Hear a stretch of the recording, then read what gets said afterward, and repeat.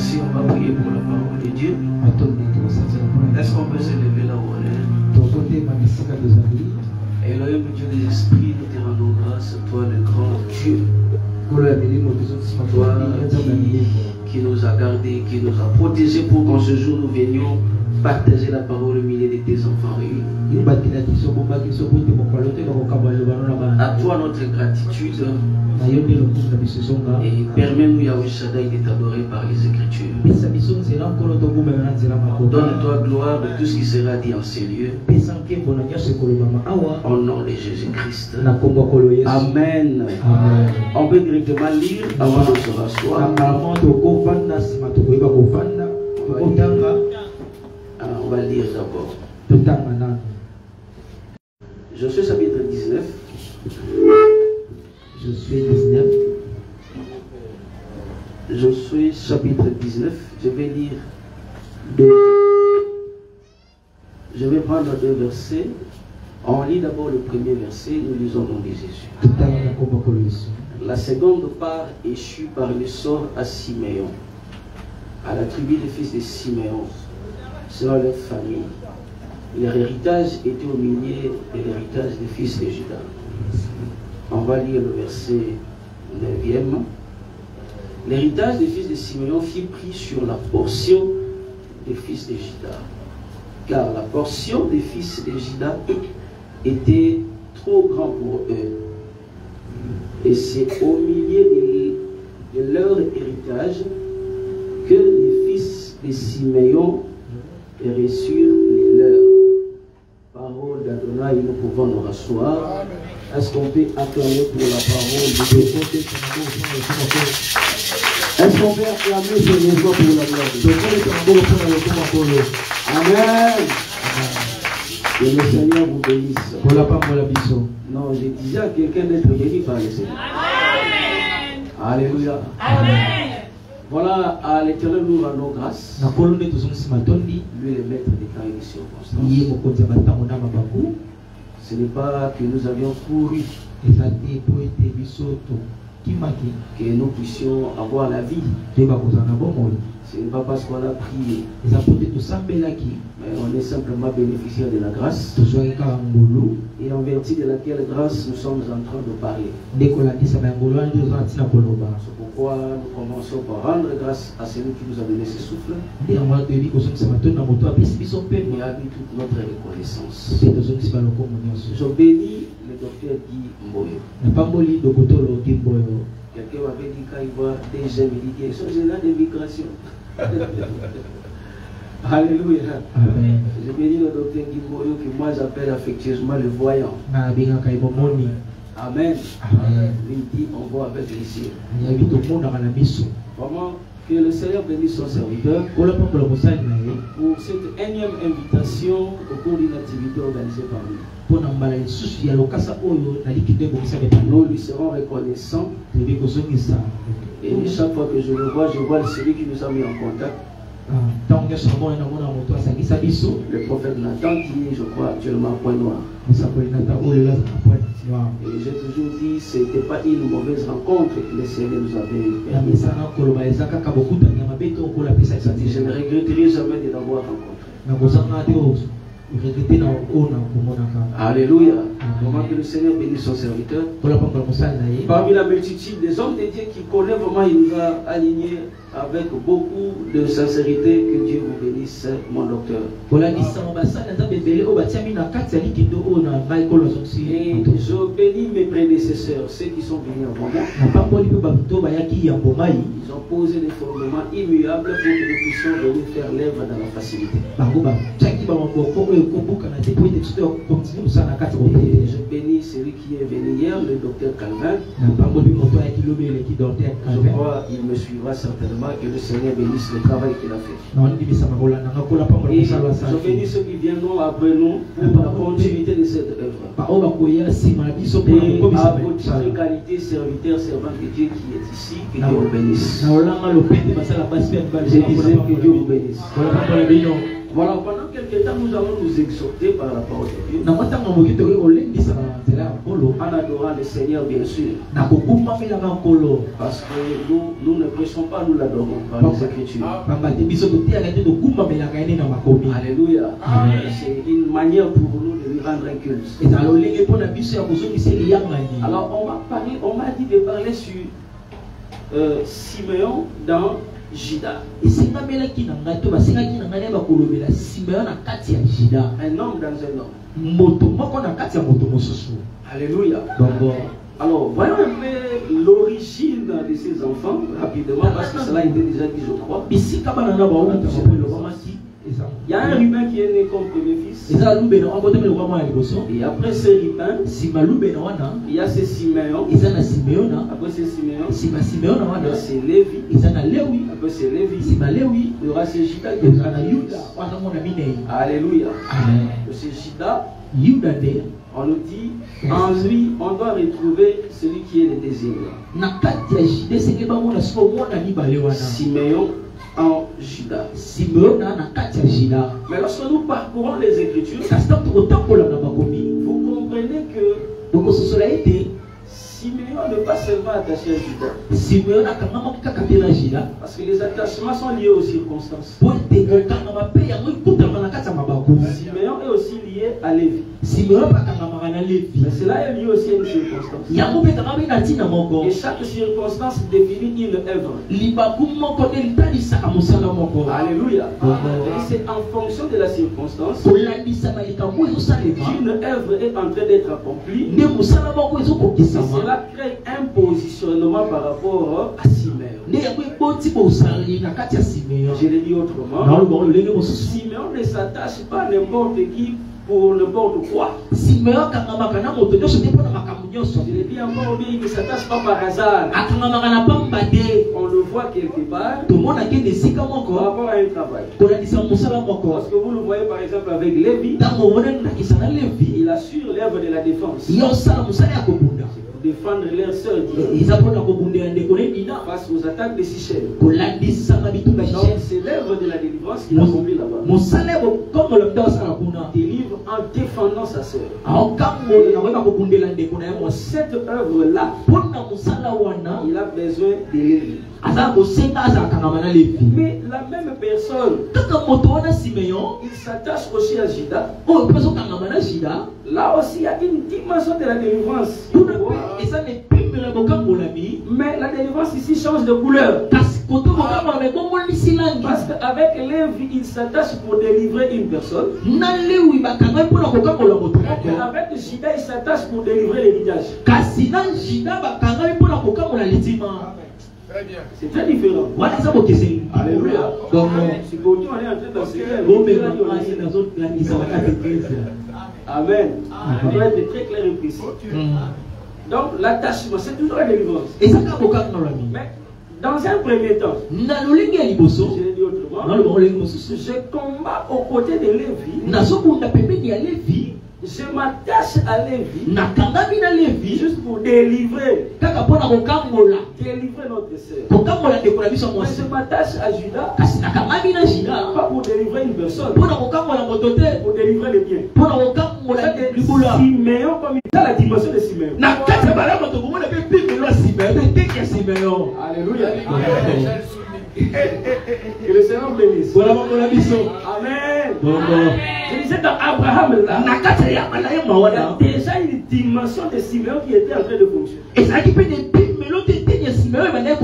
pourquoi vous devez comprendre que si c'est lui qui délivre, je dis que si c'est lui qui délivre, commence par délivrer les choses avant les hommes. Alors il faut les fuir. Parce que le véritable Simeon a dit, cherchez d'abord premièrement le royaume. Le royaume ne consiste pas aux choses. C'est pas les vêtements. Ce sont les personnes qui doivent d'abord être sauvées. C'est le salut de l'âme. Cherchez premièrement le reste. Ce qu'on appelle le reste là, c'est le combat que Siméon ferait avec Judas. Et ça dit que Siméon comme Judas. Voyez? Alléluia. Que Dieu bénisse tout le monde. Maman, ça va? Maman, je pose la question, maman, ça va? Maman, que Dieu bénisse. Que le Seigneur vous bénisse. Alléluia. Amen. Donc vous comprenez ici. Que lorsque nous prêchons cet homme de Siméon, vous comprenez que mon docteur c'est l'homme du milieu. Vous voyez, il est à cheval entre Lévi et Judas. Alors Lévi c'est le sacerdoce. Judas c'est la royauté. C'est que Siméon a des ailes. Il a une aile qui peut déployer du côté sacerdotal. Il a une aile qui peut déployer du côté royal. Mais faites attention. Avant qu'il ne travaille comme roi, il faut d'abord travailler comme sacrificateur. Ça c'est très important. Alléluia. Amen. Amen. Que le Seigneur vous bénisse. Donc, il doit d'abord travailler comme sacrificateur. Quelqu'un ne comprend pas. Le véritable Judas est venu. Le véritable Simon est venu. Avec ses deux ailes. Mais un homme n'a pas compris. Sur la terre, il devait d'abord faire office sacerdotal. Alors il envoie les mages. Il montre, moi là où la foi existe. Moi aussi j'ai l'adoré. L'Écriture enseigne. Il avait les desseins de le tuer. Je lui pose la question, tu le tues pourquoi? Parce qu'on m'a dit un roi est né. Donc Hérode voulait tuer un roi. Mais moi la question, il n'a pas vécu sur la terre comme roi. Il a vécu comme sacrificateur. Donc Christ venant sur la terre, il nous montre d'abord la portion sacerdotale. Parce que la portion sacerdotale est liée à la délivrance quant au péché. Les rois ne délivrent pas quant au péché. C'est la portion sacerdotale. Il va toucher le péché. Alléluia. C'est comme ça qu'il dira. Moi, mon royaume, n'est pas de ce monde. Je sais que ça viendra. Mais pas maintenant. Là, je fais d'abord office sacerdotal. Parce que je dois en finir avec le péché. Maintenant, dès qu'il aura fini avec le péché, c'est maintenant pendant les règnes millénaires qu'il fera office royal. Parce que là, vous faites des prophéties. Sois libre, alléluia. Amen. Parce que là, la prophétie dit qu'il y aura une parfaite harmonie entre les sacerdoces et la royauté. Les tous seront dans un homme. Il le fera au même moment. Il va exécuter les deux au même moment. Il n'y aura pas de défaillance. Et c'est dans la arrivera. Au jour de sa chair, priorité, travailler avec Lévi. Amen. Alléluia. C'est que c'est Siméon. Ce n'est pas n'importe qui. Amen l'église. Ce n'est pas n'importe qui. Avant que j'arrive là, parce que je dois arriver dans je sais que permettez-moi de marcher jusqu'à là. C'est important, si je ne marche pas, ça sera alléluia. Remarquez maintenant. Il est Siméon. J'ai montré qu'il a ses deux ailes. Il s'est déployé d'un côté et de l'autre. Mais regardez, lorsqu'il quitte Lévi, en réalité, les deux là, c'est-à-dire Lévi et Judas, regardez, ce sont ses petits frères. Je ne sais pas si vous le remarquez. Lévi et Judas, ce sont les petits frères. Ça c'est très important. C'est que cet homme n'est à l'aise que lorsqu'il travaille au milieu de ses petits frères. Ça c'est important. Il peut s'attacher à un petit qui est lié au sacerdoce. Il peut aussi attacher à un petit qui est lié à la royauté. Maintenant cet homme-là qui est entouré de ses petits frères. Faites attention.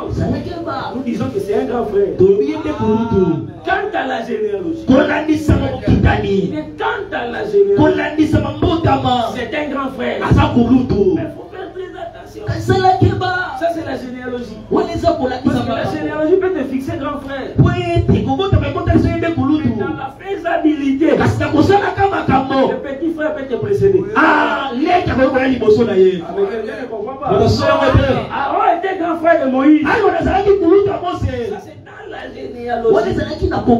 Mais dans la pratique, Dieu a fait de Moïse Dieu. Aaron est son prophète. C'est un terme de préséance. Aaron ne précède pas Moïse. Moi j'ai dit généalogique. Aaron est plus grand que Moïse. Ça c'est très important. Je vais le souligner au cours de mon message. Alléluia. Amen. Et pour lequel vous allez voir maintenant. Quand Siméon vient, tu es en train de le fixer. Oh, ce que dit Josué 19, ce n'est pas ce que Josué a inventé. Parce que Josué dit que le répétiteur de Moïse. Enfin, je l'ai dit autrement. Josué n'est que celui qui doit accomplir à la lettre les aspirations de Moïse. Parce que vous vous souviendrez avec moi, le pays dans lequel ils vont entrer n'a pas commencé à être partagé par Moïse, par Josué. Ça a commencé à être partagé par Moïse. Alléluia. Moïse avait déjà montré le plan. Josué devait exécuter. Il faut faire très attention. Dans le plan de partage, dans le plan de partage, Siméon avait une part. Dans les plans de partage, il avait une part. Mais dans la faisabilité, sa part se retrouve dans le territoire d'une autre personne. Ça c'est très important. Quand le ciel regarde Siméon, le ciel reconnaît que cet homme a une part. Il ne se convient pas. Mais dans la faisabilité, il viendra les chercher. Il va les trouver dans la portion du personne. Maintenant on lui pose la question. Pourquoi ce qui t'appartient se retrouve dans la portion d'une personne? Ça ne dépend pas de moi. Ça dépend de qui? Du propriétaire de la portion. Pourquoi? Parce que l'Écriture dit cette portion était très grande. Alléluia. Judas est victime. Il partage son héritage parce que c'est trop grand. Non, je veux une parenthèse. C'est que quand on a beaucoup, on ne peut plus les consommer seul. Oui. À ce titre, il faut comprendre que Judas s'explique aussi comme Benjamin. Il cherche la proie le matin et il est obligé de les partager le soir. Parce que ce qu'il a attrapé là ne convient pas à lui seul de le consommer. Je l'ai dit encore autrement. Et la situation de Judas, c'est aussi la portion de la situation qui existait en Égypte. C'est comme si on veut dire l'héritage de Judas, c'est l'agneau pascal. Très bien. Parce qu'il est dit au sujet de l'agneau pascal. Dès que la maison est trop peu nombreuse, ne consommez plus seul. Appelez les voisins. Donc les voisins espèrent aller manger là-bas. Si seulement si le nombre est petit. Comment une portion? Ceux qui n'ont pas de moukier, ils sont possibilités de relier. Donc, c'est le moyen pour perception de relier. Et ça va pour me bénir. Musunye pour Kabino. Amen. Donc c'est là que Musunye pour Kabino té. Nana quand on a muté. Ma faute en là pour la Bible pour la Ligue pour aussi ça Musunye là. C'est la portion des Jida. Et des Jida c'est un animal. Et ça qui n'y a pas mon biba. C'est cet animal qui vous fait sortir. Il y a pas de bisabino. De votre maison. Namanda pour la bino. Vous quittez votre maison. Vous colomanda pour la bino. Vous rentrez chez les voisins. Parce que le nombre. Attention, le nombre. Dès que le Seigneur a ouvert une brèche, il a gardé un petit nombre pour permettre aux autres d'entrer dans l'héritage qui ne les appartenait pas. Parce que si le nombre était atteint, les Siméon n'allaient pas posséder. Bon. Pour nombre pour ce d'un nombre pour on peut vider. Même si à solo, héritage c'est un néné. Mais quelqu'un ne comprend pas. Ce que j'ai dit là. Cela a été répété. Chapitre 2. Chapitre 2. À partir du verset 38. Verset 38. Dis-nous sa question. Que ferons-nous? Vous devez vous repentir. Et c'est normalement vous baptiser. Parce que cette promesse est pour vous et pour vos enfants. Moi je pensais comme si le nombre était atteint. Non, ça ne s'arrête pas là. Ça concerne aussi le nombre de personnes qui existent nous. Et le Seigneur lui-même appellera. Ceux qui seront appelés de Dieu là, ce sont des Siméons. Je suis là.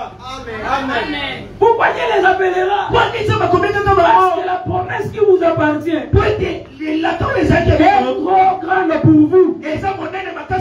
Vous ne saurez pas la consommer vous-même. Il faut d'autres personnes.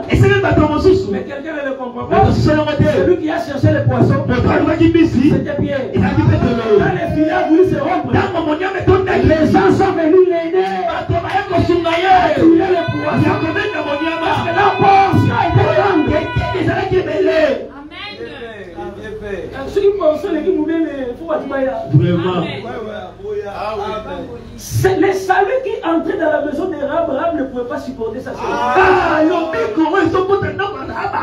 On lui a déjà donné l'indice. Fais entrer tous ceux de ta famille. Fais entrer tous ceux de ta maison. Parce que la nourriture qui est dedans là, toi tu ne sauras pas la maîtriser. Mais quelqu'un me dit, est-ce que les esclaves laissaient la nourriture? Oui.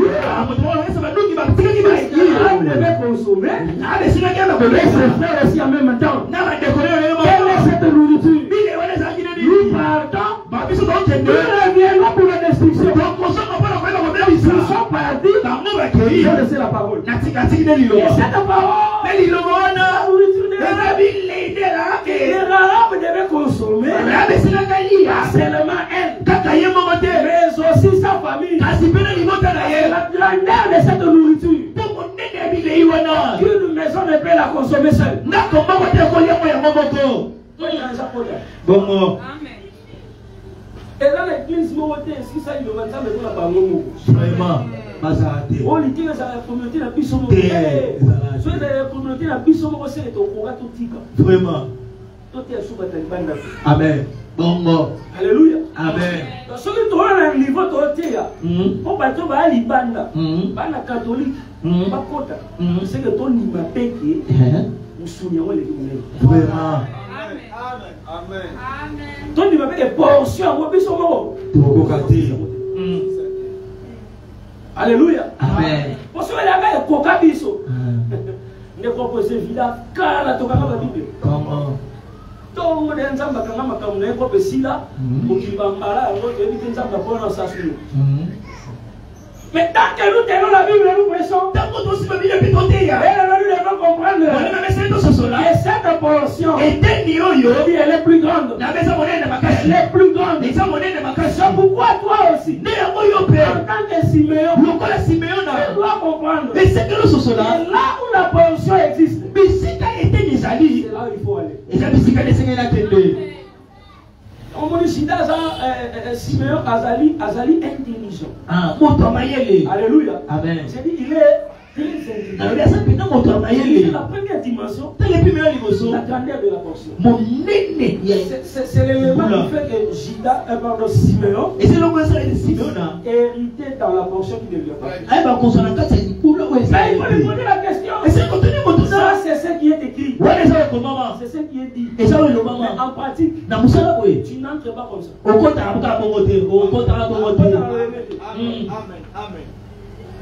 Pour entrer dans cet héritage, il faut maintenant respecter Juge chapitre 1. Et c'est vraiment que tout s'agit chapitre 1. C'est très important. Ce qui est dit, c'est ce qui est écrit. Mais pour le vivre, il y a un aspect pratique. C'est vrai. Et la portion de Simeon est localisée dans Juda. Mais pour que Simeon le touche, Simeon doit combattre aux côtés de Juda. Parce que dans Juge 1, l'Éternel a dit, tu monteras les premiers pour combattre les Cananéens, pour prendre l'héritage. Juda montera les premiers. Quand Juda va monter, il appelle Simeon. Maintenant pour hériter, ce qui t'appartient de la portion qui ne t'appartient pas, à répondre oui à la place du propriétaire de la portion.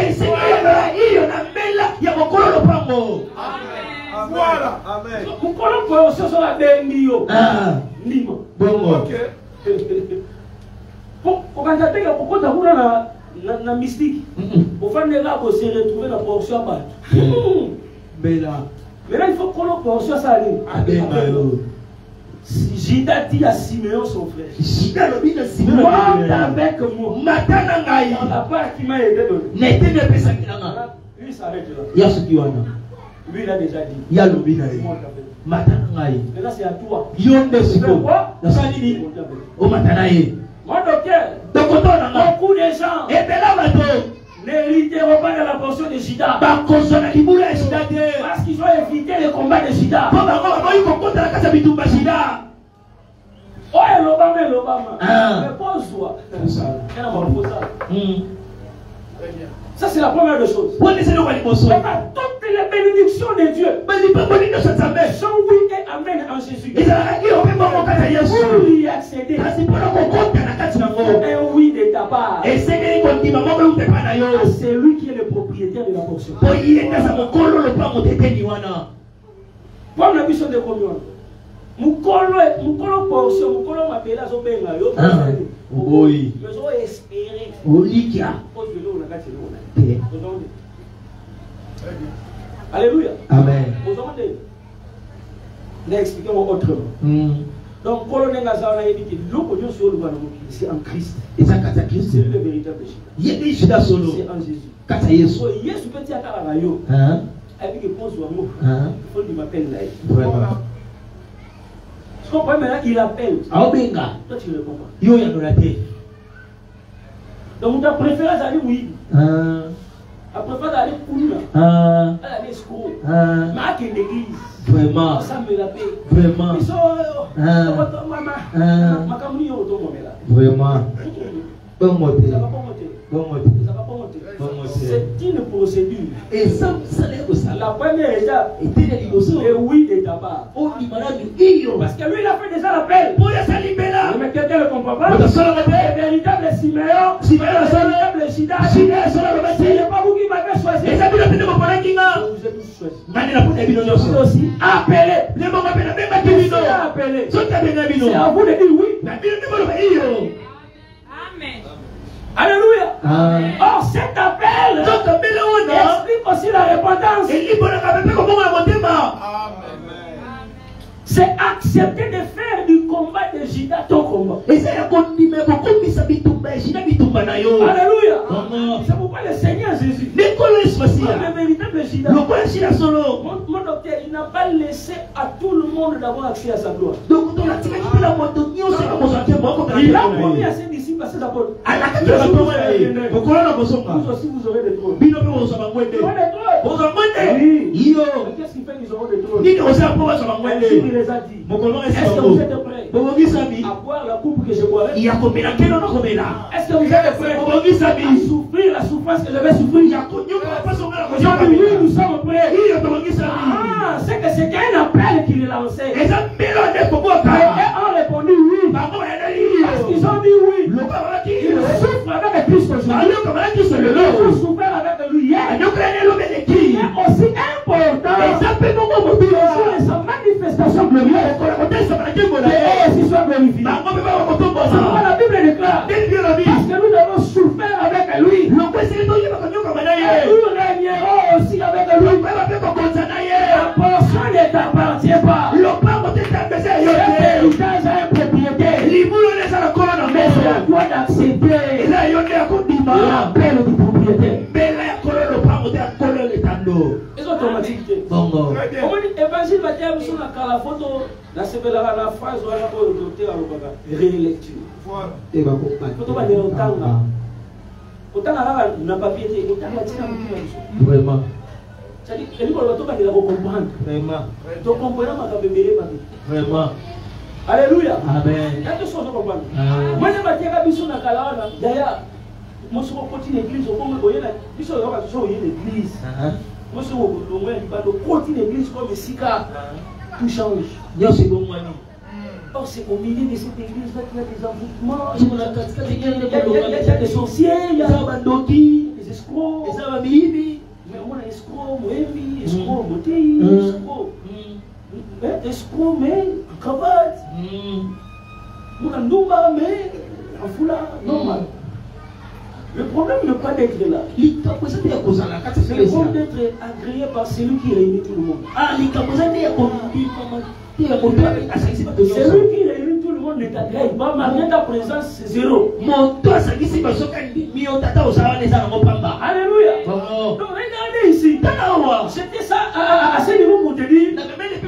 Il va d'abord appeler. Et si tu ne participes pas à ce combat, frère, il n'y aura rien. C'est que vous devez comprendre. Nous devons comprendre. Siméon dans Jida. Oui, c'est ce qui est dit. Mais dans la manifestation, la concrétisation de la promesse, il y a un travail que Siméon doit faire de son côté. Et là, j'insiste avec beaucoup d'énergie. C'est pourquoi nous avons un voyage dans l'église. Le roi Batouba qui est de la Massanga Baba. Vraiment. Le problème n'est pas ma voyage, tout ça là. Le problème, ça dit qu'on s'est fixé. Alléluia. Amen. On s'est fixé. Faites attention. Vous allez remarquer. Je rentre dans le texte. Moi j'aime le texte. L'héritage des fils de Siméon fut pris sur la portion de fils de Jida, verset 9. Car la portion de fils de Jida était trop grande pour eux.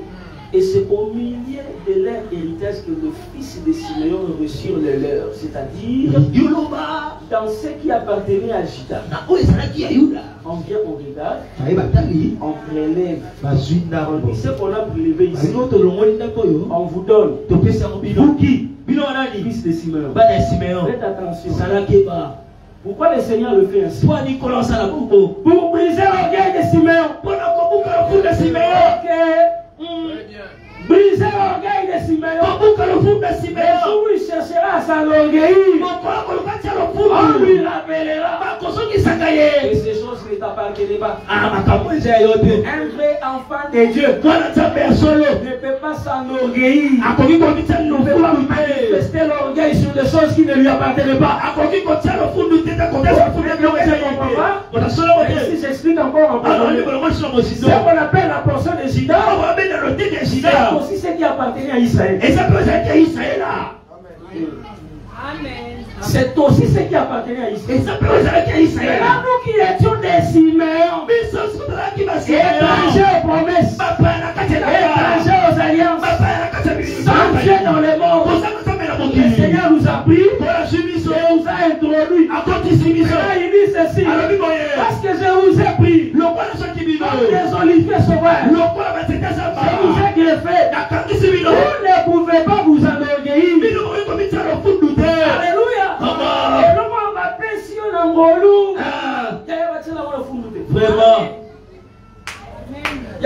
église. Et c'est là.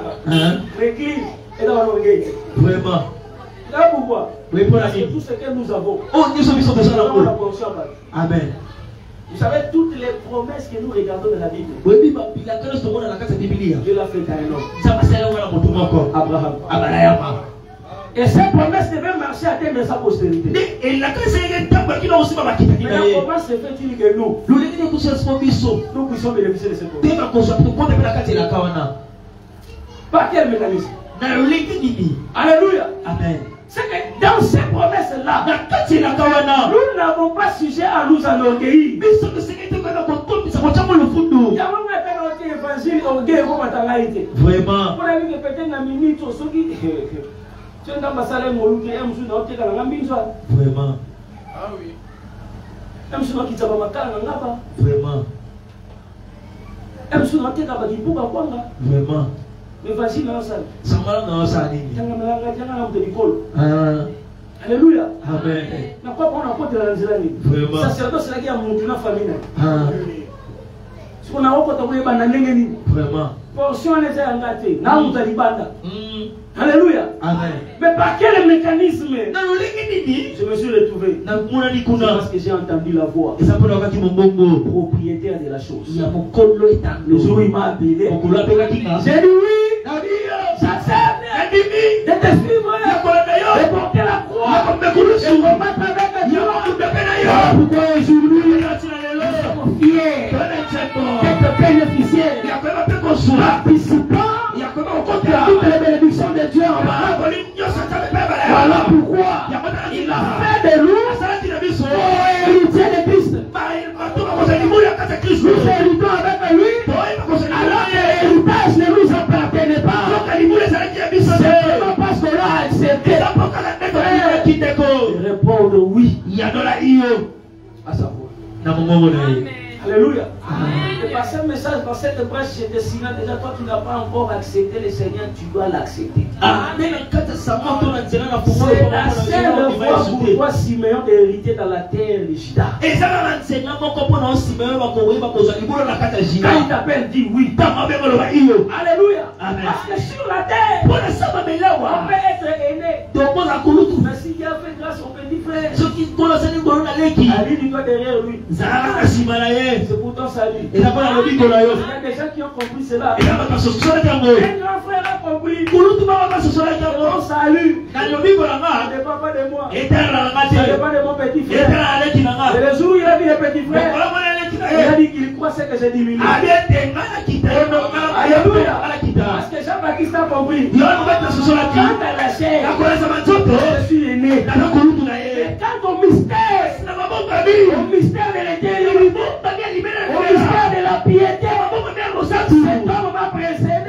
Il ne m'a pas précédé dans la chair, mais selon le mystère de la piété. Ce qui signifie Jean-Baptiste, comme Simeon, il trouve sa portion de la part du Seigneur Jésus-Christ. Vraiment. Jean-Baptiste, comment la Bible? Vraiment. Même Abraham, on a dit que pas dit qu'il faut Jésus. Vraiment. Il a seulement vu son jour. Il a tressailli de joie. Tu as tressailli de joie. Pourquoi? Il a un fils. Il s'appelle Isaac. Le Seigneur me l'a demandé. Il peut mourir. Pourquoi tu donnes Isaac? Pourquoi? Je sais que la résurrection existe. Pourquoi la résurrection? La résurrection n'existe pas sans un homme. Sans un homme, il n'y a pas de résurrection. Le fils de cette femme était mort. Sans Élisée, il ne serait pas ressuscité. Cet homme qu'on allait enterrer, sans les ossements d'Élisée, il n'allait pas ressusciter. C'est Lazare qui était mort. Sans Hamas, il ne ressuscitera pas. Donc si Abraham espérait à la résurrection, c'est qu'il espérait à la venue du ressuscité. Alors il est celui qui ressuscite. Celui qui ressuscite a dit, je supplie grand Abraham, votre frère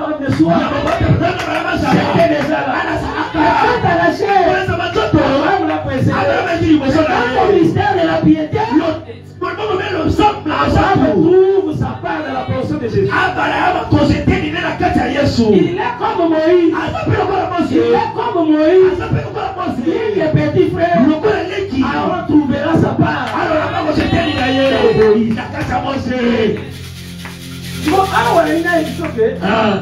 Cette instruction.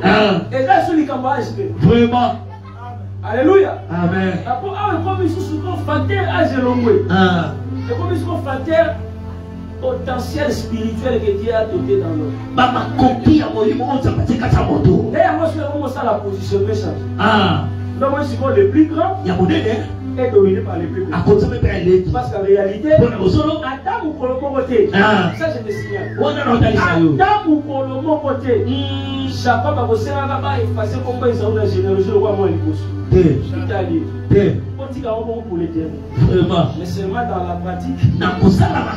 Et ça va reconnaître que j'ai la prééminence. Et ça va Alléluia. Je dis il doit reconnaître que j'ai la prééminence. Ce qui signifie même les descendants d'Ésaü, leur salut dépend de leur rapprochement avec les descendants de Jacob. Faites attention. Faites attention.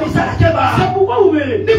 Dans la marche vers Canaan, parce que Israël traverse les territoires des descendants d'Ésaü. Vous allez traverser les territoires de vos frères, les fils d'Édom, c'est-à-dire Ésaü. Il dit quoi? Ne les attaquez pas. Lorsque vous serez des passages là, ne prenez rien gratuitement. Même l'eau à boire, achetez. Alléluia. Même l'eau à boire, achetez. Mais ne le combattez pas. Oh.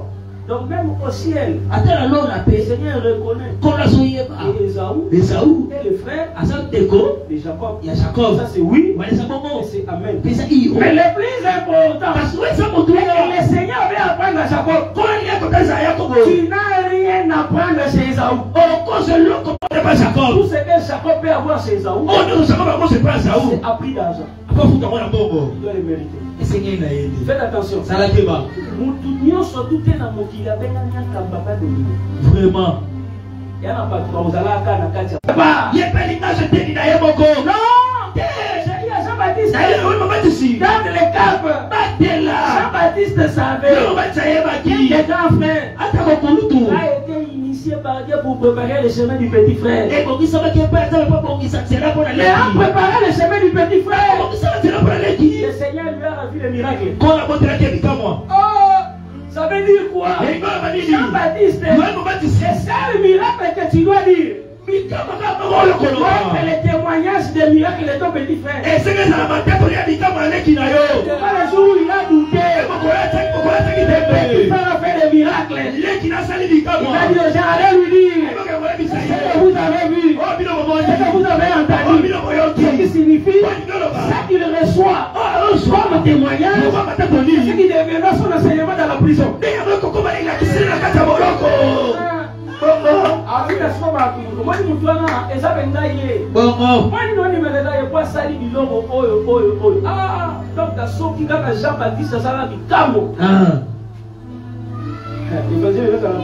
Vraiment. L'écriture dit Jean n'a fait aucun miracle. Faites attention. Parce que le Seigneur de toute la terre, c'est lui le propriétaire de la portion.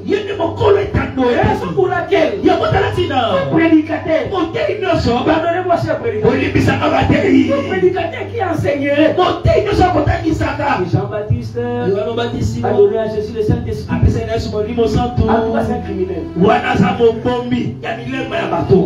C'est vraiment un criminel qu'il faut même pas pardonner. Jean-Baptiste ne peut pas donner à Jésus le Saint. Jamais. Parce que le problème de l'esprit entre Jésus et Jean-Baptiste ne commence pas dans les journées. Ça commence dans les ventres. Quand les femmes vont se salir, l'Écriture enseigne que l'enfant a été rempli de l'esprit. Vous voyez, c'est que l'esprit des gens, c'est une portion qui le reçoit dans l'esprit de Jésus. Vous voyez, c'est une portion. Regardez, lorsque Siméon a l'héritage comme portion, lui n'introduit plus les gens là. C'est à lui de le vivre. L'esprit que Jean reçoit de Jésus, il lui est interdit de le communiquer. Le propriétaire de la portion, c'est lui le propriétaire de la portion. Alors lui il a le droit de vous baptiser de l'esprit. Celui qui reçoit la portion, il reçoit la portion de Moïse. Mais lui ne le communique pas. Parce que Charles Moïse a le droit de son esprit descendre sur les 70 siècles. Parce que c'est lui le propriétaire de la portion. Les choses de Siméon. Et ici je change de langage. En réalité, c'est le Seigneur, le ministre de la parole. Nous sommes aussi des Siméon. Nous sommes des Siméon. Tout ce que nous avons, c'est le somme de part. Voilà pourquoi dans Éphésiens il dit, il a fait aux incômes, comme prophète, comme docteur, comme évangéliste, comme prophète. Mais le tout c'est dans un homme. Nous sommes allés juste pour briser une pensée. Alléluia. Parce que celui qui descend dans les eaux du Jourdain, qui sort, qui ne disent pas, je rentre avec le Jourdain dans ma maison. Je dis à Naman, c'est une petite quantité d'eau qui a touché ton corps. Et le Jourdain est resté. Tu descends pour prendre une portion. Mais le Jourdain restera là. Parce que le Jourdain ne t'appartient pas. Tous nous avons reçu de lui. Pourquoi Jean dit, l'homme ne peut recevoir que ce qui lui a été donné du ciel. La portion de Juda, c'est aussi le ciel.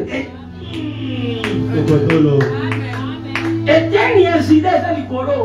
N'est-ce pas de la chose madame? Yo soka ko ekoki vraiment. Ndabu. Papa zo ndabu. Tu as l'opération le rota par vraiment. Mais Etienne. Alléluia. Amen. La vie d'Etienne, il y a bateau. Parce que le propriétaire du champ, il là-bas. Et Boaz, c'est ce que lui doit faire. Lui, c'est ce qu'il a ça là. Il des portions. Ça, c'est ce qui lui revient. Mais il ne prend pas les champs et part avec. À cause de la répétition, madame. D'ailleurs, il a enseigné pour te dire. Ce n'est pas un exemple de civilité. Vraiment. Amen.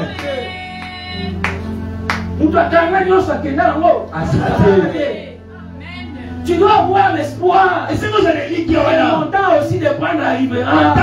La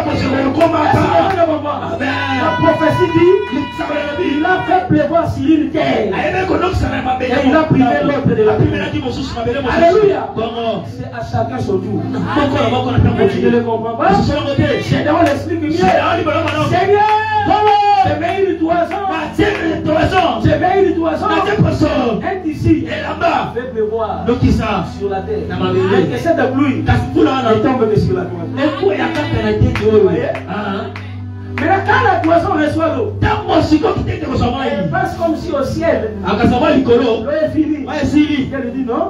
Après toi, il y aura encore une deuxième pluie qui touchera toute la terre. J'ai dit à quelqu'un, ne reçoit que des portions. Nous ne sommes que des Siméons. Nous n'avons que des portions. C'est à Dieu qu'appartient la totalité. C'est pourquoi toi, en tant qu'enfant de Dieu, tu ne peux pas pleurer lorsque ton frère a reçu une portion de la part de Dieu. Attends-toi à Dieu pour que ta portion arrive. Amen. C'est là pour t'en relever au coca. Quelqu'un n'a pas compris. Elle est allée déranger sa femme. Rachel. Rachel. Bien sa femme. Pourquoi? Elle a déjà vu. Léa prendre sa femme. Si papa ne s'en fout. Léa prendre sa femme. C'est dis-moi. Dieu n'ensemble pas dans la Syrie. Au lieu d'aller vers Dieu, donne-moi des enfants. Écoutez la réponse. Suis à la place de Dieu. Il t'empêche d'être fécond. Ah, il veut simplement dire les enfants, on ne les reçoit pas chez moi. Même moi, je les reçois de Dieu. Parce que Ève a dit dans Genèse 4, c'est formé, non? Alléluia. C'est en Dieu. Ta portion existe. C'est ta portion existe. On les a eu pas. Tu prendras ta portion. Elle n'est pas prière. Tu souffles dans les chaînes. Tu souffles dans les prières. Quand tu souffles dans les combats de Judas, quand tu sais qu'il y a une rémunération, quelqu'un a posé cette question. Moi je suis Siméon. J'ai tout laissé. Et j'étais suivi. C'est que j'ai gagné. Mais Judas lui répond, tu ne peux pas tout laisser, mais tu veux rien. Judas lui dit non. Dans les siècles présents, toi là, tu auras la vie éternelle. Dans les jours à venir, tu auras les gens tout. Siméon ne combat pas pour rien. Parce que ce combat qui est côté de Judas te réserve une promesse à double facette. Une promesse d'aujourd'hui et une promesse du futur. Annonce cette belle nouvelle. Tu n'as pas suivi Jésus pour rien. Pour les choses d'aujourd'hui et les choses éternelles. Les choses d'aujourd'hui et les choses éternelles. Avant que Jésus ne commence à faire ce qu'il fera demain, fasse ce qu'il peut faire aujourd'hui. Quelle est ta portion existe? C'est-à-dire que ta portion existe. Tu n'es pas Siméon pour rien. On dit que maintenant, on va tout sous le caca dans la classe. Vous aurez ma caméra, vous aurez la place à la haut. Vraiment. Ok, les Roganga. Vraiment. Maintenant, je suis là. Vraiment. Moi, je suis dans le bail à Kaoukoula. Ah. Comme qui doit se cailler. Ah. Eh, Tabaou. T'as pour moi. Vraiment. Permanence. Vraiment. Les hommes a été. Ah. Je me souviens, moi, un petit témoignage. Ma mère me disait, mais tu ne savais. Tu ne savais, qui ne sont pas en bas. Alléluia. Il n'y a pas en bas. Nous avons dans la classe, on a la faute de la Bible. Pour la classe, nous sommes dans la montagne, dans la montagne. Vraiment. Alléluia. Amen. Là, voilà le bien. Si j'annonce l'évangile, Ce qui n'ont pas été c'est une nécessité. et ça possible, Pas que j'ai demandé, on a cinq acquittés. mais qui m'a été imposé. Oh, bah, tu sais qu'ils n'ont pas cassé. C'est un domaine militaire. Ah, et ça peut être plus maintenant, on va voir soldat. Domaine des impositions. Oh, bah, tiens, c'est comme on À ce temps, ça veut dire et le monsieur, la direction que j'ai prise, c'est là la soie qui. je ne l'ai pas choisie. N'apprendre qu'à monter. On m'a pris. Bah, soit qui gagne. Bah, tiens, on a cassé. Et du coup, N'a pas la main, quoi. c'est devenu ma voix Et quand évangélique. c'est là, on a appelé par la Et j'ai appris main. à aimer, j'ai appris à aimer. Pénal, c'est pénal qui n'a C'est comme ça que tu verras. Et ça, on le moment. Quand Jésus vient chez Pierre, Tant que je ne savais pas il ne payer. demande pas, À ce qui était. papa, est-ce que tu peux me suivre? Oui, qu'on a d'angaï. Est-ce que tu peux me laisser les filets? Au petit Kabonyama, au moni. Si quelqu'un t'appelle avec les négociations, Ce qui m'a trompé, il y a un canal. il faut les fuir. Qui m'a aidé. Tu n'as pas négocié, Nayo. Vraiment. Oh, il y a quelqu'un. Ayama mama kuta atuna yete osala banyonga mbisa batakufuta te ayama mama laisse les filets sur papa brutalité Vraiment. faut tout nana papa peut-être faut tout nana mon papa on a vu que on l'a mais les lots loba nana nous pour futa futa na banyonga mama o bapesa ko sambo o bapesa ba c'est la base ça ma boke te ekali yete papa Vraiment. ayama mama on dit laisse papa Vraiment. Ah, moi ça t'a le bon. Bon, moi seulement 2 ans. Et ça vous l'avez balé. Non, moi seulement 2 ans. Ça vous l'avez Après, balé. je reviendrai. Si maintenant on s'en va quand. Moi, on a papa, nous aussi banyama na ye, banyama ya pour perdre. Après beaucoup la na ya, matin na ngomba biki koto matiti ya dezalaka. Banyama bali ya na bango ya biki na ya banyama laisse banyama mazo ba mutu. Alesa banyama mazo na makambuta la mas makambo kana te. Mazo na balé pour le roboko. C'était comme banyoka. Vraiment. Mazo na makambo alota na ndoto te. Et du coup, on a échangé. Comme maman, ma tête est là, papa, qu'est-ce qui se passe? Qu'est-ce qui se passe? Un véritable Siméon. Il ne résiste pas à la voix de Judas.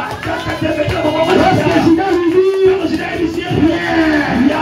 combattant, il ne calcule pas. Il descend dans les champs de bataille. Il combat. Parce que le véritable Judas a dit, avoir peur de la bataille. Si je vous envoie comme des brebis au milieu des loups, mais il dit dans tout ça là, vous chasserez même les démons, mais rien ne pourra vous dire. Comment dire qu'on a mis ça? C'est pas pour la Judas qui peut s'appuyer à la promesse. La promesse était celle-ci. Et là, Judas montera le premier. J'ai livré les payants de ce faites attention, c'est une nuance. Il n'a pas livré la portion de Judas entre les mains de Judas. Il a livré tous les pays. Faites attention. Ça ne peut pas dire. Quand Judas combattait, il ne combattait plus pour lui-même. Il combattait pour tous ses frères. Quelqu'un ne le comprend pas. Dans la peau de David, lorsque vous voyez David combattre, vous allez penser comme si c'est seulement la femme. Il ne cherche pas seulement la femme. On lui a encore dit, c'est lui qui remportera la victoire. Le roi va affranchir sa famille. C'est David devant Goliath. Il combat aussi pour sa famille. Il y a une dimension de son combat par rapport à la femme. Et il y a une dimension de son combat par rapport à ses frères. C'est pour ça qu'il donnera tous les pays. Alléluia. Judas a échoué. De échouer. Vraiment. Vraiment. Vraiment. C'est là où tu vas prier ce soir. Que Dieu t'enlève la peur. Alléluia. Amen. La peur d'avoir cru en Jésus.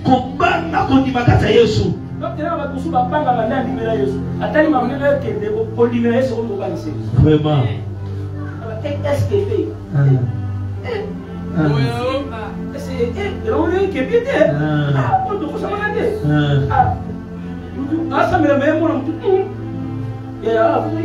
Vraiment. Et quand tu avais ton comprendre, le système qui est né. Vraiment. T'as la âge. Ceux qui m'ont m'appelle, mais ceux qui m'ont dit quoi? Donc, il y a Vraiment. il y a donc il doit. Vraiment. Nous avons dit c'est comme ça. Amen. Attends, il y a donc micro qui est coquille. On va nous bailler que l'on ne soit. Vraiment. Alléluia. Amen. Prends ta confiance. Il est en Judas. Alléluia. Amen. Maintenant, si je dis, je cite. Je ne montrerai les premiers. Pourquoi Siméon vient combattre? Parce que Judas l'identifie comme son frère. Est-ce que quelqu'un me comprend? Judas dit à Siméon, pas seulement à Siméon, mais à Siméon, son frère. C'est qu'on n'hérite pas dans la portion de n'importe qui. On hérite dans la portion du frère. Parce que Bongo. ceux qui vont négocier, Vraiment. remarquez, Tala. loi est commise ça pour ceux qui nous apportent à main. Et qui apportent dans moi, alléluia. Amen. C'est C'est que moi, si pas un héritage à mon père. Mais là, c'est Salomon qui le dit. Il dit, jouis de la vie avec la femme qui s'est été donnée sur la terre. C'est plus le moment sur le PC qu'on a révélé. Ecclésiaste 9:9. Car c'est cela ta part. Ça me donne moi, ça me part ya mutu. Et Kenny. Est-ce que vous comprenez? Bon. Si vous le coup la yendeko, à Koufi, à Potina yete, on doit voir moi si les rapports d'Alain. Déco. C'est que Kenya mutu, on doit voir Alain. Déco. Alléluia. Amen. C'est que Jida ne peut pas appeler n'importe qui. J'aime l'écriture. Il n'a pas honte d'être appelé leur frère. Le Seigneur n'a pas honte d'être appelé notre frère. Il n'a pas honte d'être appelé notre frère. Lorsque nous devenons frères, c'est l'aspect frère. Et nous sommes appelés co-héritiers. Co-héritage, il y a amitié, ça va dire. Quand on commence à s'envoler, il faut qu'on m'a bandé pour y avoir héritier. Alléluia. Amen. Si on peut demander pour héritier, c'est le moment d'attaquer mort. C'est le moment d'attaquer mort, on va partager maman mort. Parce que si mon élève va lier le bureau, il va aller. Parce qu'il y a un tata. Il y a une maman. Un seul père et une seule mère. J'ai lu autrement. Si ce sont les étoiles, ceux qui n'ont qu'un seul soleil, une seule lune. Ça c'est très important. Le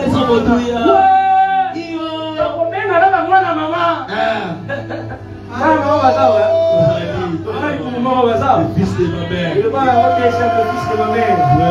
Alléluia. Parce que ceux qui doivent à mon côté, les cas héritage. Voilà. Les cas. Les cas bêta karakele. Les mamans. Il faut que ce soit pour la moléa. Amen. Il faut sauter. Amen. Il faut les reconnaître que puis sauter au potaman. Quand je parle de la mère, je parle de la doctrine. Alléluia. On n'est pas frères. Parce qu'on porte les mêmes costumes.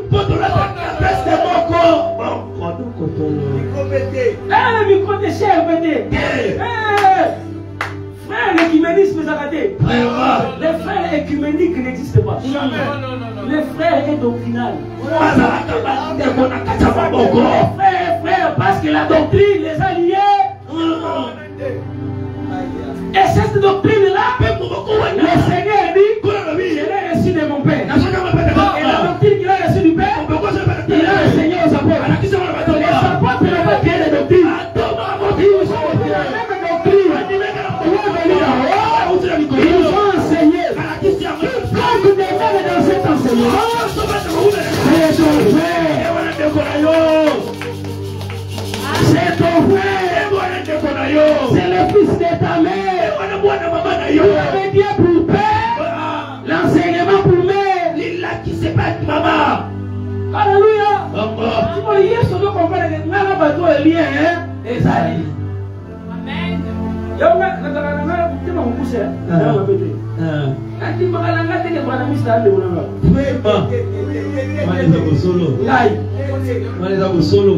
Nandi makalanga. Mais la doctrine nous sépare. La doctrine nous sépare. Faites attention, je cite. Tu peux être juif. Mais lorsque nous quittons les chrétiens, nous voulons entrer en cadeau. Les Seigneurs vont nous séparer en deux.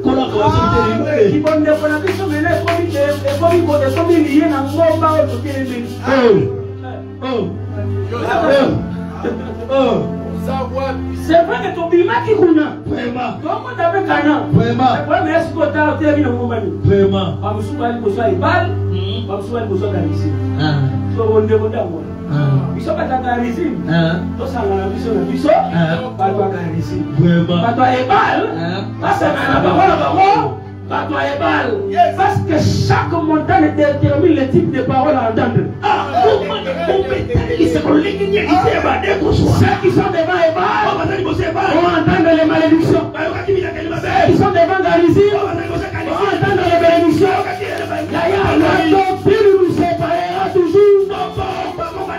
Même si je me donne de quelque part, il est écrit dans le ventre de Rebecca, deux nations seront là.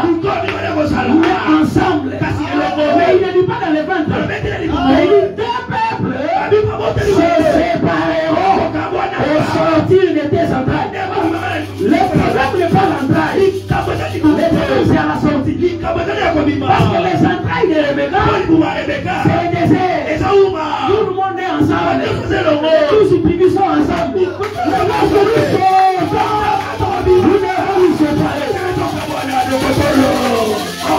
devons nous séparer.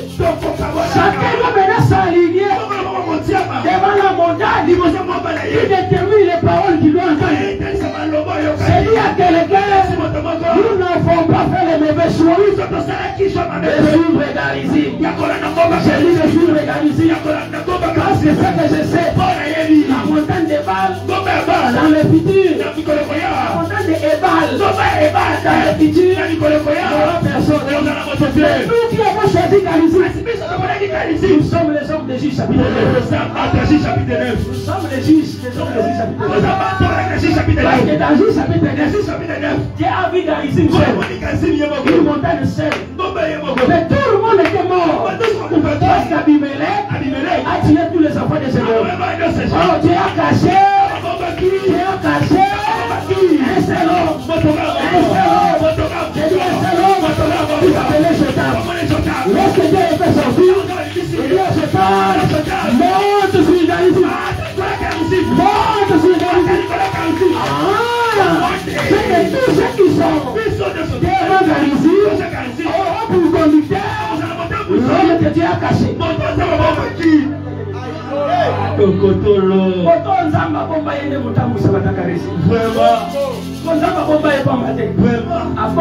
Manifesté en son temps. C'est que la montée de Jotam, c'est Galates 4:4. Quand le temps fut accompli, Dieu a envoyé son fils, l'aide d'une femme, sous la loi. La loi l'a caché, mais en ce temps qu'ils sont les derniers, il le manifeste. Il le manifeste. Je te dis, tu es heureux. Tu es heureux. Si tu te mets dans cette doctrine, si tu te mets dans cette doctrine, tu es heureux. Tu es heureux. Tu restes dans cette doctrine. Les dieux de toute éternité ne te laissera pas. Sache que ta part existe. Il y a quelque chose que ta part existe.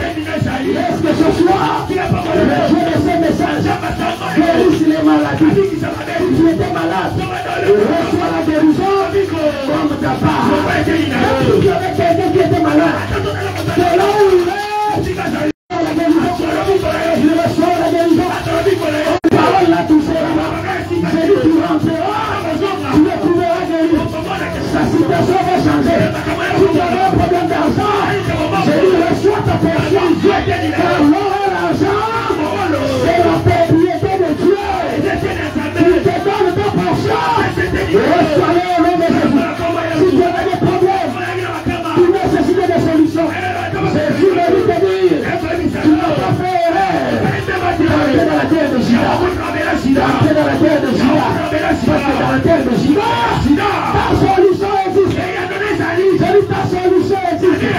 Tout ce que tu cherches, tu l'as placé dans une paix. Tu l'as placé dans un homme. Le voyage, c'est en Jésus. Le voyage, c'est en Jésus. Dans l'Écriture dit, si vous devez vous réjouir, réjouissez-vous dans le Seigneur. Réjouissez-vous. En dehors de Juda, Simeon n'a pas de joie. J'ai dit en dehors de Juda, pas de joie. Tu peux te réjouir en Jésus. C'est vous en Jésus. Tu peux ton cœur chercher. Oh mon Dieu, que le Seigneur te le donne. Je dis que le Seigneur te le donne. À celui qui croit que cela te soit de lui. Que cela te soit de lui. Reçois-le au nom de Jésus. Reçois-le au nom de Jésus. Je déclare maintenant que tu me reçois. Le Dieu de ce séminaire. Le Dieu de cette parole. Tu plantes un enfant dans ton ventre. Tu plantes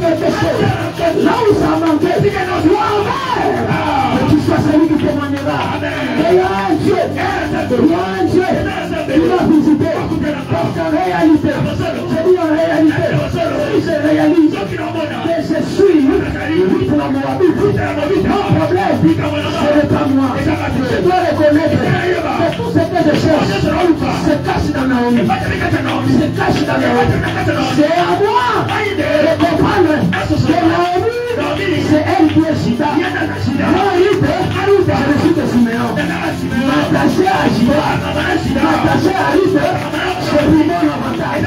Je regarde ce soir tout celui qui s'est attaché à Naomi, qui s'est attaché le Seigneur Jésus commence à te donner, ce que tu cherches, ce que les autres ont reçu par des combats, par des puissances que le monde ne sait pas maîtriser. Mais tu les recevras en Jésus. Tu les recevras en Jésus. Tu les recevras en Jésus. Tu les recevras par Jésus. Tout viendra de lui. Tout viendra par lui. Laisse que le Dieu de ces messages accomplisse cette parole dans la vie de celui qui le croit. Laisse que le Dieu de ces messages accomplisse cette parole dans la vie de celui qui le croit. Et si tu le crois avec moi, tu commences à prier là où tu es. Lève-toi, tu es en train de déclarer.